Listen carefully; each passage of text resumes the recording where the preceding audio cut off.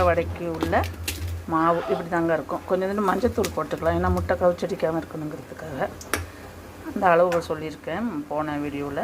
உள்ளே போட்டிருக்கேன், டிஸ்கிரிப்ஷனில் போய் பார்த்தீங்கன்னா ஆரம்பத்தில் போட்டிருக்கேன் வீடியோ, அதில் பார்த்துக்கலாங்க. பாருங்கள், இதாங்க அந்த வடை எப்படி இருக்குன்னு பாருங்கள். சூப்பராக இருக்கும், பஞ்சு பஞ்சாக இருக்கும். என்ன பாருங்கள், நான் வேணால் அதை புட்டு காமிக்கிறேன் பாருங்கள். இதை பார்த்திங்களா, அப்படியே பசுன்னு அப்படி சாப்பிட்லாம். எல்லோரும் பண்ணி சாப்பிடுங்க. குழம்பும் ரொம்ப அருமையாக வைக்கலாங்க, நல்லாயிருக்கும் குழம்பு. பார்த்திங்கன்னா சாதம் குழம்பு ரொம்ப நல்லா இருக்குங்க.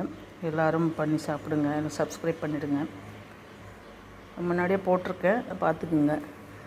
கறி குழம்பு மாதிரி கூட்டிட்டு அதில் கொஞ்சோண்டு புளி கரைச்சி ஊற்றிட்டுன்னு நல்லாயிருக்கும். வயிற்று பரட்டல் இல்லாமல் எல்லோரும் சாப்பிட்லாம். அவ்வளோதாங்க. அந்த முட்டை எடுத்து அந்த கூட்டின குழம்புல போட்டுட்டு எடுத்துட வேண்டியது, அவ்வளோதான். ஓகே.